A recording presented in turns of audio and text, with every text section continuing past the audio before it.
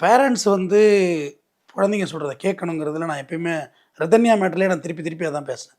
அந்த பேரண்ட்ஸ் ஒரு ஆதரவு கொடுத்துருந்தா கூட அது செத்துருக்காதோ என்னவோ. "நீ கவலைப்படாதம்மா, இரும்மான்னு" சொல்லி அதாவது அந்த இளகிய மனநிலையாக இருக்கிறாங்க. கல்யாணம் ஆன அன்னைக்கு இருந்தவங்கலாம் எனக்கு தெரியுங்க.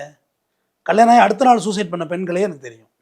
பயம், திருமண வாழ்க்கை மீது ஒரு பயம், இனம் புரியாத பயம், புதிய உறவு ஏற்றுக்க முடியாது. ரொம்ப சைல்டிஷாக வீட்டுக்குள்ளேயே வளர்த்துருப்பாங்க. அப்போ ஒரு ஆணையும் பார்த்துருக்க மாட்டாங்க. ஒரு ஆண் தொடுதல் அது வந்து ஒரு காமத்தின் உச்சம்ங்கிற அண்டர்ஸ்டாண்டிங் இல்லாமல் வளர்கிற பிள்ளைகள் தானே. ஒரு பெண் வந்திருக்குன்னா அது கல்யாணம் பண்ணியா, ஏற்கனவே லவ் பண்ணியா, இந்த மாதிரி ஆரம்பிக்கிறலாம் லூஸு. அவனால் வாழ முடியாது. கரெக்டு தானே. அப்போ பெண்கள் வந்து ஒரு பக்கம் ரொம்ப ஸ்ட்ராங்காக இருந்து ஆணை அடிக்கிறாங்க. அதுல் சுபாஷ் தற்கொலை பண்ணிக்கிட்டார் பெங்களூரில்.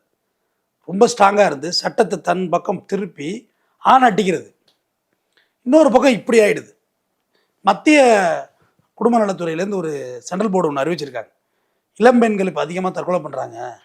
22 வயசுலேருந்து 30க்குள்ளே மேரேஜ் ஆன பெண்கள் அதிகமாக வரதட்சணை, அதிகமாக சந்தேகத்தினால இவங்க தற்கொலை பண்ணிக்கிறாங்கன்னு சொல்லி சென்ட்ரல் கவர்மெண்ட் சொல்லியிருக்காங்க. ஸோ ட்ரூ, அதில் மாற்று கருத்து கிடையாது.